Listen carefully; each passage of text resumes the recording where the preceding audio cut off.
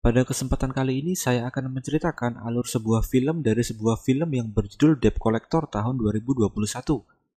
Film dimulai dengan diperlihatkannya seseorang yang sudah agak menua tapi dia masih tetap energik dalam menjalani harinya. Orang ini bernama Sue. Sue sendiri baru datang ke kota Los Angeles untuk melakukan pencarian terhadap seorang rekan lamanya. Sampailah ia ke suatu bar, ia duduk dan ditawari minuman beralkohol oleh pegawai di sana.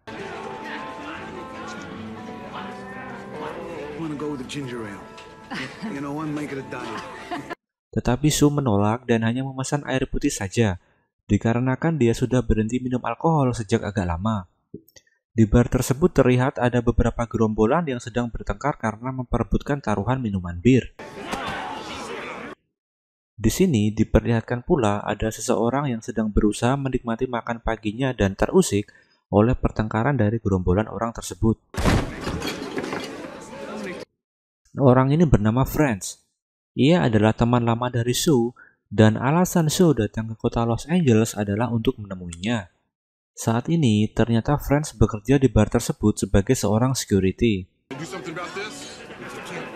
Saat Franz akan menyuruh gerombolan tersebut untuk tidak membuat keributan dan pergi dari bar, sang pemilik bar dan bos dari Franz terus memperingatkannya agar ia tidak terpancing emosi dan memicu perkelahian.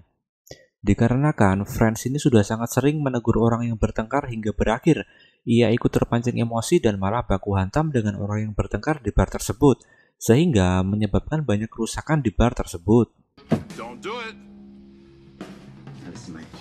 Franz pun berusaha untuk menjalani perintah dari bosnya tersebut dengan baik. Tetapi karena memang sifat dasar Franz yang temperamen dan emosian, maka keributan pun tidak dapat terhindarkan.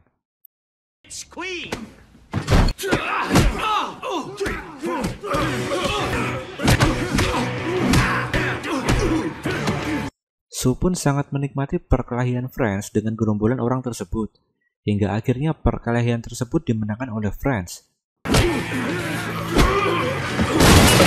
Setelah perkelahian berakhir, Franz pun dipecat oleh sang bos.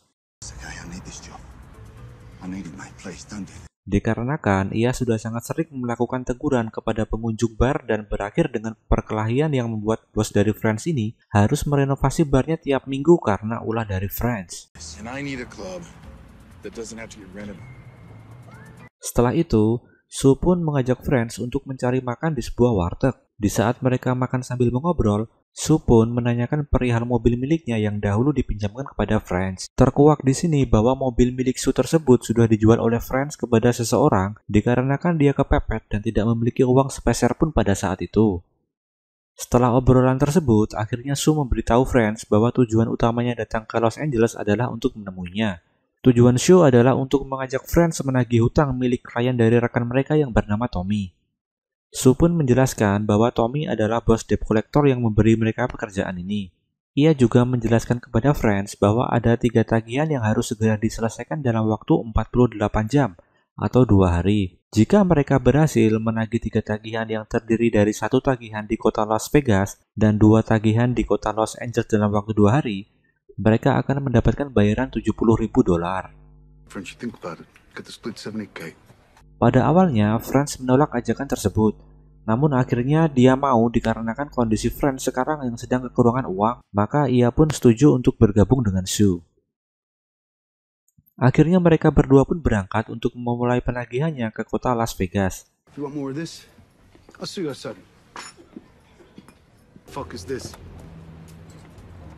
Called a car, mate. Always stop furthest away from home and work your way back, yeah? Target pertama mereka adalah seorang wanita yang bernama Mal Ruiz. Mal Ruiz is a bona fide class act that'll... Mal Ruiz ini memiliki tagihan hutang sebesar $155.000. Mal Ruiz sendiri terkenal kejam dan juga sadis. Maka Sue pun terus memperingatkan Franz untuk tidak sembarangan bicara dan tidak sembarangan bertindak atau mereka berdua bisa modar. Dikarenakan Sue ini tahu betul bahwa Franz adalah seseorang yang temperamental. Sue juga menjelaskan bahwa ia dahulu sempat berpacaran dengan Mal Ruiz dan Mal Ruiz sempat mengajak Sue untuk tinggal dan hidup bersamanya. Tetapi karena suatu alasan, Akhirnya Sue memilih untuk pergi dan hidup sendiri. Saat mereka sedang mampir untuk mengisi bensin di sebuah SPBU, tampak sebuah mobil SUV hitam yang seperti sedang mengawasi Sue dan Franz. Di dalam mobil SUV hitam ini terdapat dua orang negro dengan senjata mesin yang kita sebut saja mereka bernama Tona dan Tony. Franz pun kemudian mendekati mobil SUV hitam tersebut dan menanyakan kepada mereka kenapa mereka membutitinya. What's up, lads? Can I help you with something? Tona dan Tony pun menanggapi pertanyaan Franz dengan candaan. Saat Franz melakukan konfirmasi kepada Sue kenapa mereka dibuntuti, Sue pun mengatakan bahwa tidak tahu menahu soal hal tersebut. Akhirnya sampailah mereka ke klub milik Malris. I'm fine. You look like you're shitting it. Miss Reese is a busy woman. Follow me. Di sana, Sue mulai menagih uang tersebut kepada Malris. Pada awalnya, Malris menolak untuk membayar uang tersebut hingga membuat Franz pun menyela obrolan Sue dan Malris selama beberapa kali. We traveled a very long way through a hot bloody desert to clean, and we'll go, okay? Setelah beberapa obrolan, akhirnya Malris menyuruh asistennya untuk mengambilkan uang yang sudah ia siapkan di dalam tas. Give the bag to Mr. French. Ia pun menyuruh asistennya untuk mengambil video saat uang tersebut diserahkan kepada Sue dan Franz, di mana nanti rekaman video tersebut akan ia kirimkan ke Tommy sebagai bukti bahwa ia sudah menyerahkan uang tersebut kepada anak buah dari Tommy. Malris pun kemudian menyuruh Franz untuk keluar dari klubnya duluan, dikarenakan ia ingin mengobrol dengan Sue, yaitu mantan pacarnya. You were so pushing the grey hair on your balls tonight. I want you to think of me. Sue pun ditawari minum-minuman beralkohol, tetapi ia menolak dikarenakan ia sudah taubat dari minuman beralkohol. Akhirnya, setelah obrolan singkat tersebut, Sue berjalan keluar dari klub untuk menyusul Franz. Setelah itu, Sue dan Franz pergi dari tempat tersebut sembari mengobrol bahwa ternyata tidak sesulit yang dibayangkan dalam melakukan penagihan ke Malris. Gave you some money. Hard tear my ass, mate. Saat mereka sedang asik melanjutkan obrolan, tiba-tiba ada sebuah mobil yang menghadang mereka. Mobil itu berisi anak buah dari Malris yang akan mengambil kembali uang tersebut dari Sue dan Franz. Sue pun teringat ketika asisten Malris mengambil video penyerahan uang kepada mereka guna dikirimkan ke Tommy. Jadi, di saat uang tersebut diambil lagi oleh anak buah Malris, Tommy akan mengira bahwa uang tersebut dibawa lari oleh Sue dan Franz, dikarenakan Tommy sudah dikirimkan video penyerahan uang tersebut oleh Malris. Terlihat ada 4 anak buah Malris yang turun dari mobil tersebut. Ada seorang wanita, 2 pria dengan pentungan, dan seorang pria yang membawa senjata AK-47. Franz pun menganalisa keadaan secara cepat dan terfokus pada pria yang membawa senjata AK-47. Dari gestur dan cara memegang senjata, Franz memastikan bahwa orang tersebut sama sekali tidak terlatih dalam memegang serta menggunakan senjata. Di sini pun terkuak fakta bahwa Franz dahulunya adalah seorang tentara yang saat ini sudah memutuskan untuk pensiun dini. Sue dan Franz membagi tugas guna melawan 4 anak buah Malris ini. Sue akan menghadapi seorang wanita dan 2 pria yang membawa pentungan, sedangkan Franz akan fokus untuk menghadapi pria yang membawa senjata AK-47. Yours is a girl. She look like a girl. It's a fucking monster. Terlihat Franz berhasil melumpuhkan pria dengan senjata AK-47 tersebut dengan mudah.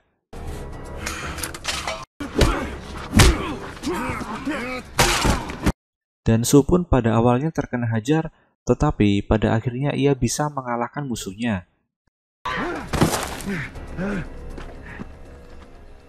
You hit me with the bat. Setelah pertarungan selesai dengan dimenangkan oleh Sue dan Franz, muncul kembali mobil SUV hitam dengan 2 orang negro di dalamnya yang membuntuti mereka. Watching you two fight. Not bad for a couple has-beens. 2 orang negro ini tertawa melihat pertarungan Sue dan Franz melawan anak buah Malris tadi. Scene berpindah memperlihatkan Sue dan Tommy yang beristirahat dan menginap di suatu hotel sebelum mereka kembali ke kota LA untuk melanjutkan penagihan mereka. Di hotel, Sue pun menelpon Tommy dan menanyakan perihal SUV hitam yang sedang mengikuti mereka. Terlihat ada seorang wanita di depan Tommy yang bernama Felix. Tommy sendiri terlihat sedang berada di dalam ancaman Felix dan gengnya. Karena terancam, Tommy hanya bisa menjelaskan bahwa 2 orang negro yang mengikuti mereka dengan mobil SUV hitam adalah orang suruhan Tommy untuk memastikan agar Sue dan Franz tidak membawa kabur uang tersebut. How you doing, Tommy? You doing okay? Don't worry about me. Just worry about the next 2 jobs. Di hari berikutnya, mereka pun kembali ke Los Angeles untuk melakukan penagihan ke target kedua. Target kedua mereka ini bernama Esteban Madrid, dengan total tagihan sebanyak $95.000. Esteban Madrid sendiri adalah seorang pemilik padepokan tinju, di mana dia adalah seorang pelatih tinju sekaligus agen petinju-petinju di kota Los Angeles. Sue dan Friends pun masuk ke dalam padepokan tinju milik Esteban Madrid ini. Di sana, mereka bertemu dengan seorang admin yang bernama Vaughan. Sue dan Friends meminta Vaughan untuk memanggilkan bosnya guna menemui mereka. Pada awalnya, Vaughan menolak hal tersebut dan menyuruh Sue dan Friends untuk keluar dari padepokan tinju tersebut, atau ia akan menendang bokong mereka berdua. Telling you two assholes get the fuck out of my gym. Fuck off. Tetapi akhirnya Vaughan pun berhasil diintimidasi oleh Friends setelah Friends mengeluarkan ancaman-ancaman secara verbal terhadap Vaughan. I'm the bloke who's just walked into a boxing club and stepped up to the brass shit. And I'm doing it in front of all of his boyfriends. Akhirnya mereka pun bisa bertemu dengan Esteban Madrid dan mulai menagih uang $95.000 tersebut. Esteban pun mengatakan bahwa uang tersebut bukanlah uang pinjaman, tetapi uang tersebut adalah uang sponsor yang sudah diberikan kepadanya. That money was a sponsorship deal back of one of my boys. Wasn't a loan. Walaupun begitu, Sue dan Friends pun tetap meminta uang tersebut secara keras. Pada akhirnya, Esteban pun memanggil salah satu anak didiknya yang bernama Sugar. Sugar! Get in here! These two are here to reclaim your sponsorship cash. Without it, you'll be broke. Terkuak bahwa uang sponsor tersebut akan digunakan oleh Sugar untuk melanjutkan karirnya ke jenjang tinju profesional. Sugar pun kemudian menantang Sue untuk berduel di ring tinju. Jika Sue bisa mengalahkannya, maka uang tersebut boleh diambil kembali. No expenses. We'll see about that. I guess it's you. I'm gonna tell you something. After I win, I'm gonna take that fucking money, trust me. Yeah. Akhirnya Sugar dan Sue pun naik ke atas ring dan bertarung. Pada awalnya, Sue berhasil melayangkan beberapa pukulan ke wajah Sugar. Tetapi setelah beberapa waktu, Sue pun dihajar habis-habisan oleh Sugar dan pada akhirnya terkena pukulan Sugar yang membuat Sue hampir KO.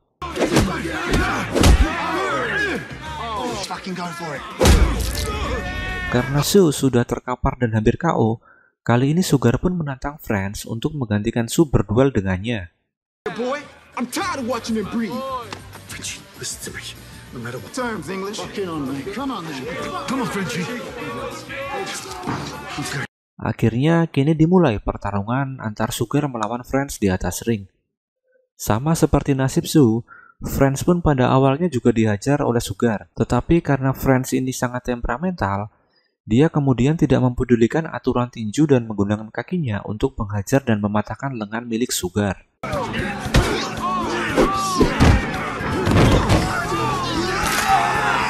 Sontak semua teman-teman Sugar masuk ke dalam ring untuk menghajar Friends karena hal tersebut.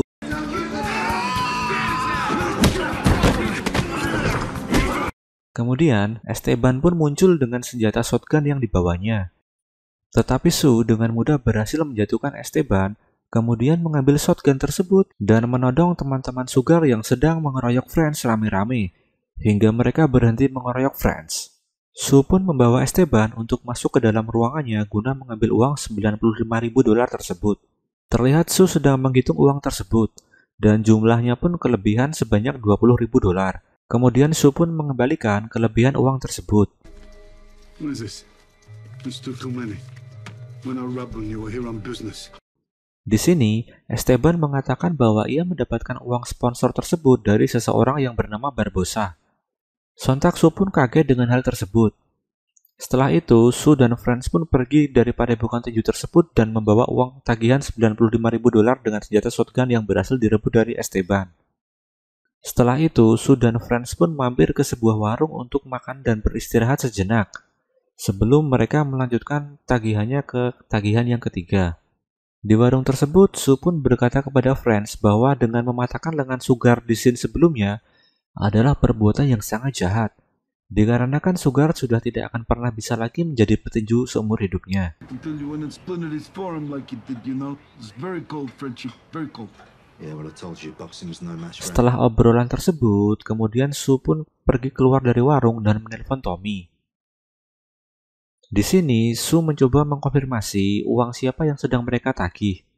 Terlihat Tommy yang berbicara dengan Sue menggunakan telepon di bawah ancaman Felix si wanita negro.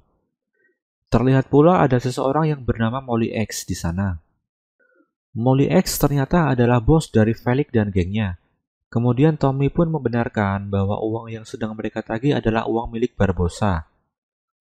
Barbosa sendiri adalah kakak dari Molly yang sudah meninggal karena ditembak oleh seseorang.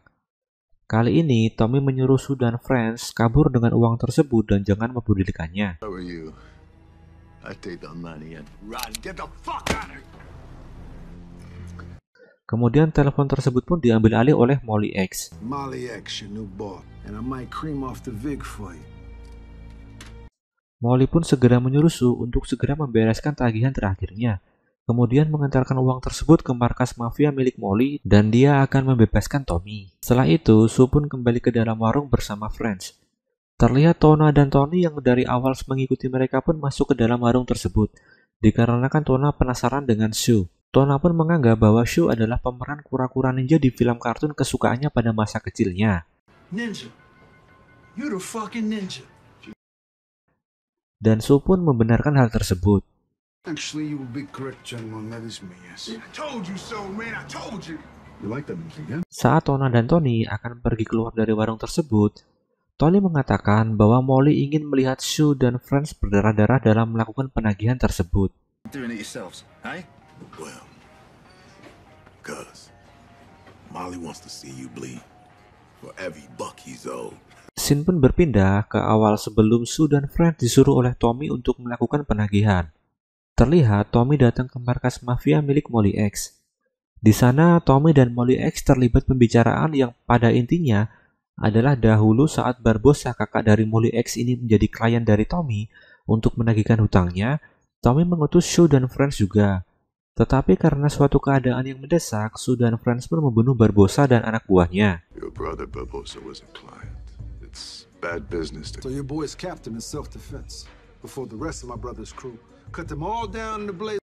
Kali ini Molly X ingin balas dendam kepada Sue dan Franz dengan menyuruh Tommy untuk kembali menyuruh Sue dan Franz melakukan penagihan. Karena Tommy diancam akan dimudarkan oleh Molly X jika Sue dan Franz tidak mau melakukan penagihan tersebut, maka Tommy pun tidak punya pilihan lain selain kembali menyuruh Sue dan Franz untuk menagih. Make sure they do, because if you don't, I'm gonna be taking that fucking handsome head across the Bay Bridge with me.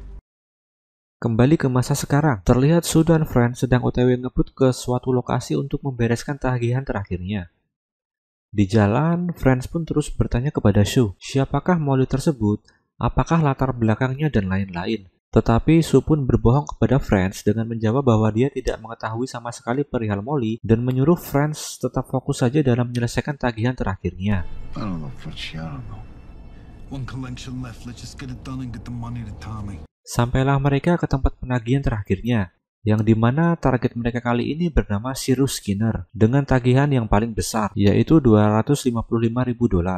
Cyrus sendiri merupakan pemilik bengkel dari Moge Harley Davidson. Mereka berdua pun memarkir mobil di gang belakang bengkel milik Cyrus. Sebelum memasuki bengkel, Franz pun mengambil senjata shotgun untuk berjaga-jaga yang sudah mereka ambil dari Esteban pada scene sebelumnya.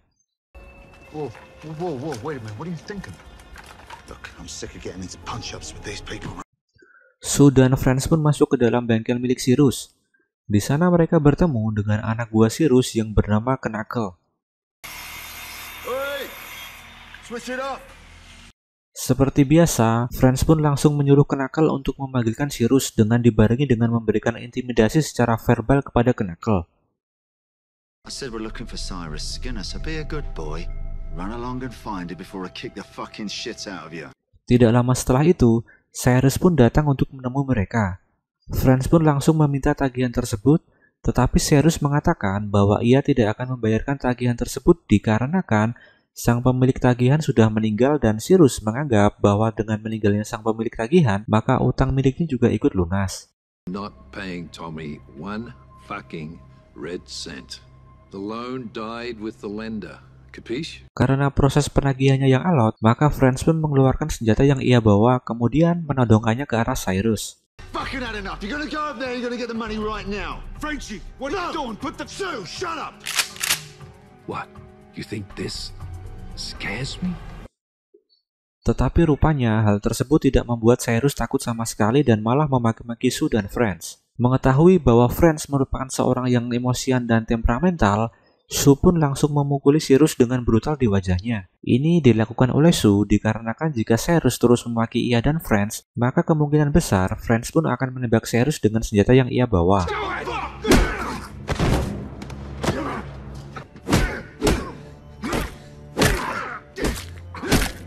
Setelah selesai memukuli Cyrus dengan lumayan brutal, Sue pun memberikan intimidasi kepada Cyrus bahwa jika ia tidak memberikan uang tagihan tersebut, maka Sue akan terus memukuli Cyrus hingga tulang di sekitar mukanya hancur dan menyebabkan Cyrus akan cacat permanen dan makan melalui sedotan dari lehernya seumur hidup. You can tell me to go fuck myself, right?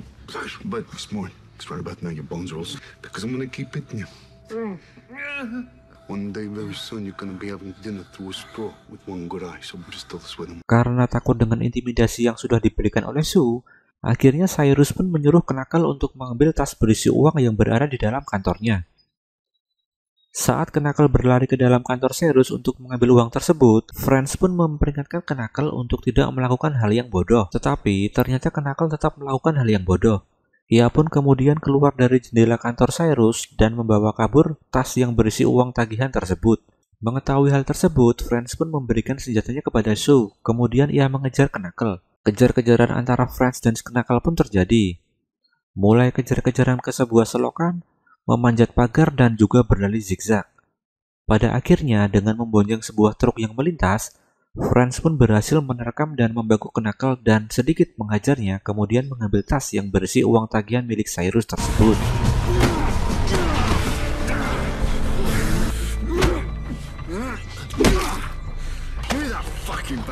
Kemudian, Franz pun kembali ke bengkel milik Cyrus. Di sana, ia dan Sue menghitung uang tagihan milik Cyrus tersebut. Setelah selesai menghitung uang tersebut, Sue pun segera mengajak Franz untuk menyerahkan uang hasil tagihan mereka kepada Tommy dan Molly. Mendengar kata Molly, Cyrus pun mengatakan bahwa itu adalah hutangnya kepada Barbossa, dan jika sekarang hutang milik Barbossa diambil alih oleh Molly, maka dapat dipastikan bahwa Franz dan Sue beserta Tommy akan dimudarkan oleh Molly. Dikarenakan Molly ini tidak akan mau membayar biaya penagihan sepeser pun. Sontak Franz pun kaget karena selama ini ia dan Sue menagih hutang milik Barbossa. You talking about Barbossa's psychotic fucking brother Molly? You're gonna know pain soon, bro. Sesampainya di luar, Sue pun menjelaskan bahwa sekarang hutang Barbossa sudah diambil alih oleh Molly. Sue kemudian menjelaskan bahwa ia pun terpaksa untuk melakukan penagihan dan mengajak Franz dikarenakan Tommy sedang ditawan dan terancam oleh geng Molly. Karena Sue sudah menganggap Tommy seperti saudaranya sendiri, maka Sue pun terpaksa berbohong kepada Franz agar Franz mau untuk melakukan penagihan ini bersamanya. Karena Molly meminta kepada Tommy bahwa harus Sue yang melakukan penagihan tersebut dan tidak boleh orang lain. Mendengar penjelasan tersebut, Franz pun marah dan berencana untuk membawa kabur uang tagihan yang mereka kumpulkan sebanyak $500.000 tersebut. Tetapi Sue pun tidak setuju dan menghalangi Franz. Pada akhirnya terjadi perkelahian antara Sue dan Franz, di mana mereka berdua saling memukul, menendang, dan menghantam satu sama lain.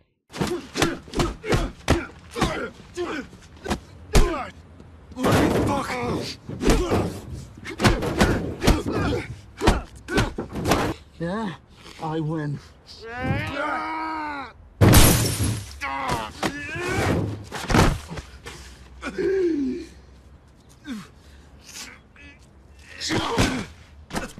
Perkelahian mereka ini pun dipantau oleh Tona dan Tony yang sudah berada di lokasi tersebut juga.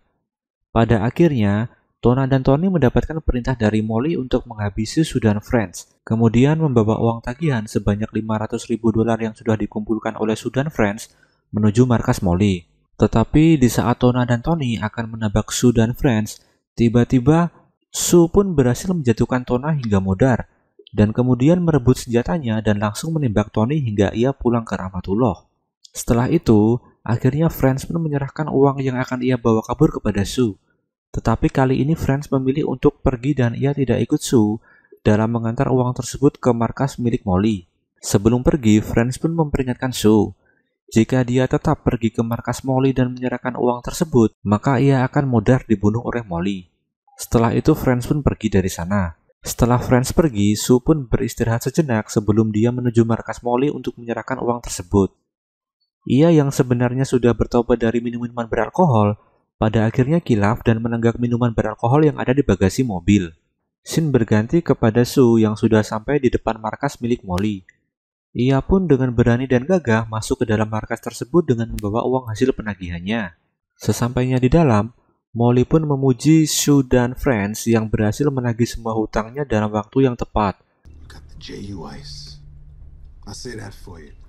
Where's your road dog, Mr. Jiu-Jitsu? Kemudian Molly juga menanyakan kenapa Sue hanya datang sendiri dan tidak bersama dengan Franz. Tetapi Sue pun mengatakan bahwa Franz sedang sakit dan tidak ikut untuk mengantarkan uang tersebut. Saat Sue meminta Molly untuk membebaskan Tommy, Molly pun menolaknya, kemudian memerintahkan anak buahnya untuk menembak Tommy jika dia berani bergerak sedikit pun. Okay, get up. Tommy, get up, let's go. Cuddy, shoot Tommy if he moves, man. Did you really think that you would ever be walking out of here free, man? Karena hal tersebut, Sue pun menyandera Felix yang akan mengambil tas yang berisi uang dari tangan Sue. Tetapi tanggapan Molly pun tidak terduga. Ia pun mempersilahkan Sue untuk membenarkan Felix.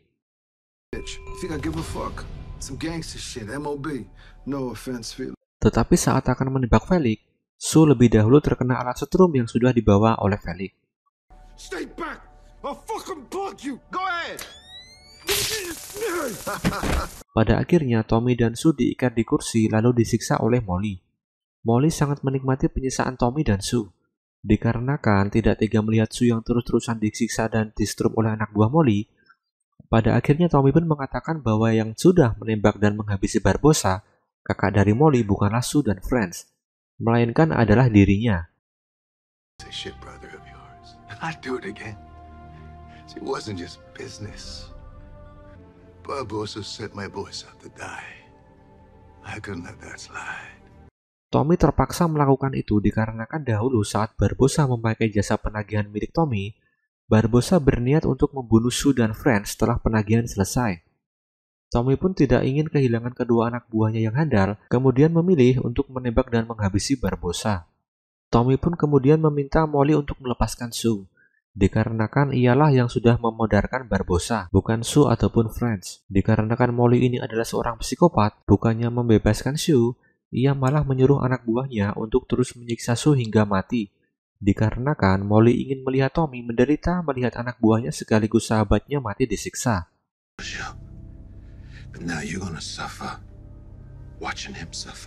Kali ini Felix memasang penyetrum ke otong milik Sue dan kemudian menyuruh Sue untuk menggigit kayu.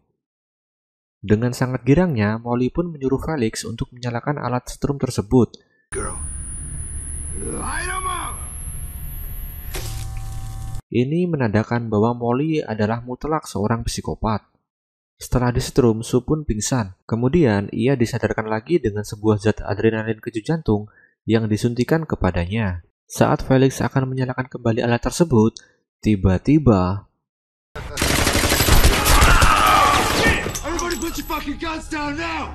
Franz pun muncul dengan senjata laras panjangnya dan dibarengi dengan munculnya anak buah dari Malris yang sempat menghadang mereka di scene yang sudah lewat. Franz pun mengancam Molly dan anak buahnya dan menyuruh mereka untuk membuka ikatan tali milik Tommy dan Sue dari kursi. Setelah itu, wanita perkasa anak buah Malris menyuruh Molly untuk duduk, tetapi Molly menolaknya dan menyuruh anak buahnya untuk menembaki Franz dan rombongan. Hey, shoot that bitch, man. Baku tembak yang sengit pun tidak bisa terhindarkan. Terlihat Felix dan Molly sangat berambisi dalam menembaki Franz dan rombongannya. Di tengah baku tembak, Sue dan Tommy berusaha mencari tempat untuk berlindung. Tetapi naas, Tommy pun tertembak dari belakang hingga menyebabkan ia meninggal di tempat.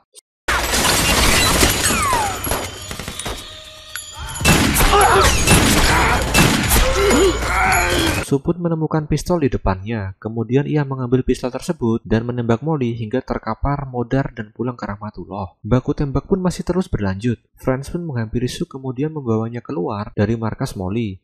Di luar markas dari Molly, mereka berdua dijemput oleh Malris. Get in the car, Sue. Get in the fucking car! Ternyata saat scene yang memperlihatkan Franz memutuskan untuk pergi dan tidak ikut mengantar uang hasil penagihan ke Molly, Franz tidak benar-benar pergi. Ia pergi ke klub milik Malris dan membuat kesepakatan dengan Malris agar Malris mau membantunya dan menyelamatkan Sue dari markas Molly. Akhirnya mereka berdua bisa selamat dan pergi dari sana berkat bantuan dari Malris. Scene selanjutnya memperlihatkan Sue dan Franz yang selesai menghadiri pemakaman Tommy. Franz mengatakan kepada Sue bahwa dia mendapatkan tawaran pekerjaan dari salah satu bos dari Florida. Ia mengajak Sue untuk ikut dengannya dan bekerja pada bos di Florida tersebut. Tetapi Sue pun menolak dan memilih menetap di Las Vegas bersama Malris, dan film pun selesai dengan diperlihatkannya Sue dan Franz yang pergi dari pemakaman Tommy menaiki sebuah mobil klasik. Banyak hal yang bisa kita ambil dari film ini. Salah satunya adalah tentang nilai dari persahabatan yang kuat. Seorang sahabat tidak akan pernah meninggalkan sahabatnya yang sedang dalam kesulitan apapun. Seorang sahabat akan selalu berada di sana untuk membantu sahabatnya bagaimanapun caranya. Terima kasih guys sudah menonton.